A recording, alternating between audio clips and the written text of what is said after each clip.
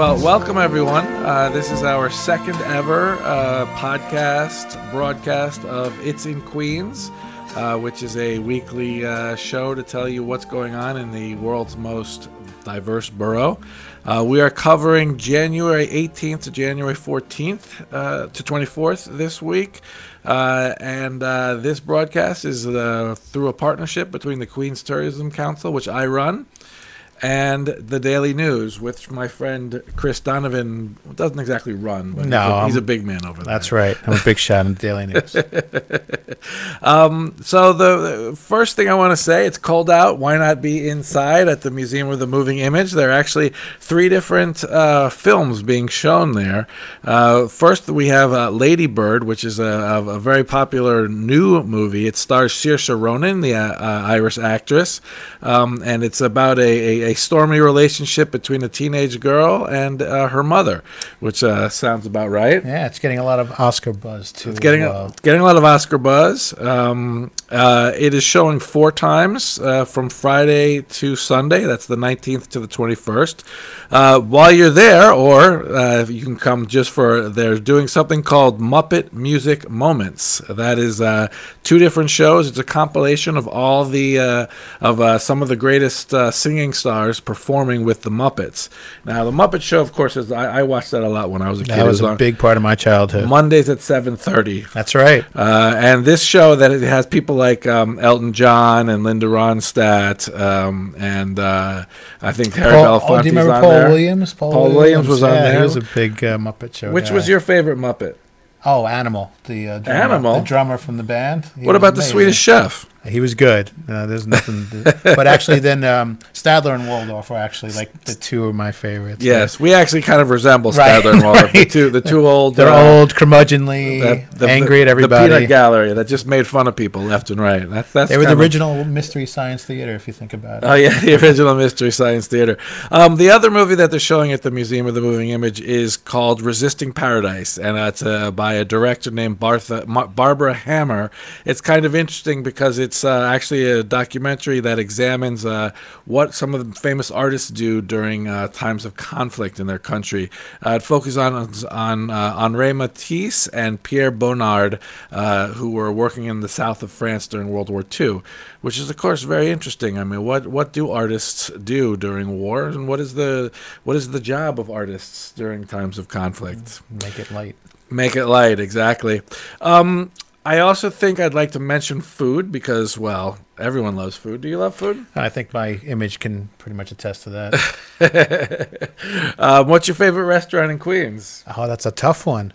I'm a big fan of Kam Gang Sang, the Korean barbecue? Korean barbecue place. Oh, that's a nice But place. if we're just talking strictly American, Bourbon Street on Bourbon Boulevard. Street on Bell Boulevard? Yeah, that's nice. always a good plot. What do you get there? The blackened chicken? Blackened steak, actually. Blackened steak, yeah. Well, there's actually 2 rather famous chefs who are in town. One of them is going to be teaching how to make sushi and other kinds of Japanese food. The chef's name is Meyer Waknin, and he is the former executive chef at the Essex House Hotel in Manhattan. Now, this is going on January 21st, and believe it or not, it's at a synagogue in Forest Hills, and only women are allowed to attend. Oh, look at that. Yeah, so It's got to be kosher then, right? Yep, it's kosher Japanese food, kosher sushi. Nice. The other thing is there's a kind of a famous Laotian chef. Wow. Laotian food, right? Wow, you can get it all in Queens. You can get it all in Queens. The chef's name is Pan Hong Thong, and he is going to teach how to make vegetable soup with pork neck bones, fish soup with lemongrass and tomato, and Asian squash soup at Alley Pond Environmental Center, which is located out in Douglaston, on January 24th. And they got their turtle back, right? They got their, yes, they had there was a turtle was stolen from Alley Pond Environmental Center a couple of months ago. Turned up in Connecticut, I believe, right? Yeah, that's a strange theft. I'll never figure that one out. Yeah, I don't know if he went into if the thief went in there saying, I want to get the turtle or something. something. But apparently it's kind of worth a fair amount of money. Oh, there you go. It was some kind of a rare tortoise or something like that.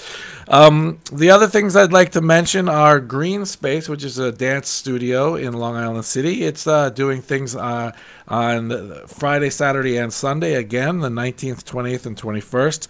On Friday and Saturday, a dancer or choreographer named Julian Barnett will present "Subject to Change," which, according to Green Space, is part opera, part confessional, and part performance act that focuses on an ontological study of connection, commitment, and resilience. Ontological. That's a lot to wrap your head around. First thing I'd have to wrap my head around is what that means. Yeah, I think maybe if you watch the show, you'll find out. There you go. And then they also have Green Space has a really great monthly. It's basically the chance for local choreographers and dancers to show off their stuff. The show is called Fertile Ground. It's on this Sunday on the 21st, where a bunch of people will present their new works or works in progress. And after the shows, the audience will have wine and cheese and discuss the different works.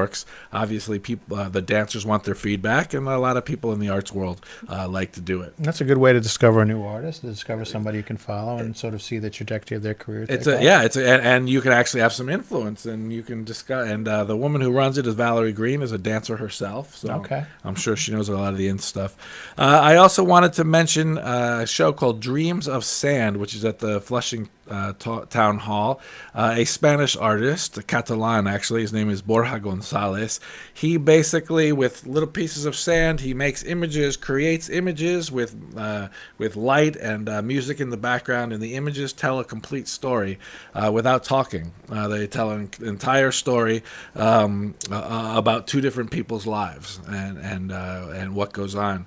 So it's really kind of fantastic. I once at Noguchi, which is another museum here in Long Island City, I watched a woman do the exact same thing, where she had sand and she did the Japanese internment camps, and she just did it all through. She would make some kind of a scene, erase it, and then make it again in sand, and it was absolutely fascinating. That has to be a lot. You have to have patience for something like that. That takes a lot of skill. Right? A lot of skill to just constantly be making new images. Temporary art, right? But it was also, you were watching live art. It was telling a story. The music was fantastic.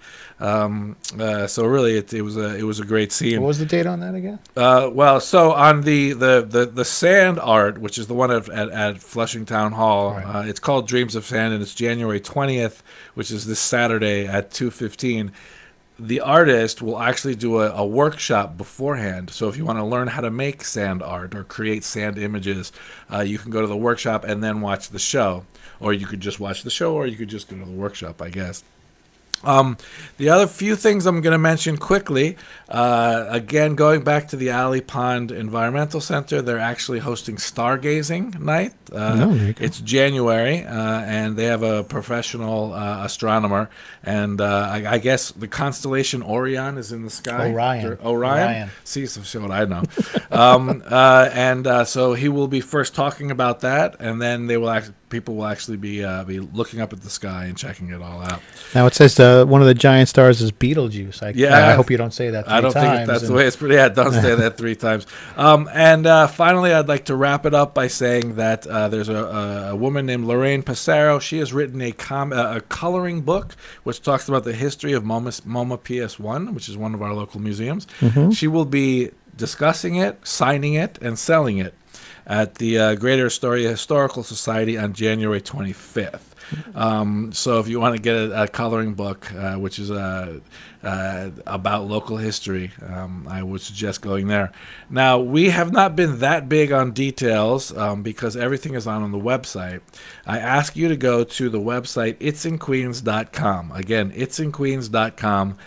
You will be able to find under the weekly column section. You click on that and it will come up on your screen, and all of this information is here with times, dates, addresses, everything else. Again, itsinqueens.com. come. Anything else you want to say? No, Anyone the add to this? it'sinqueens.com is your clearinghouse for all things Queens. Yes, always come to It's in Queens. We have a lot of information up there. All right, thank you very much. We will be back in a week. I hope you will come out and enjoy some of the great enrichment and cultural events we have in Queens. And while you're there, why not go to a local restaurant? That's a great idea. All right, thank you. Thank you.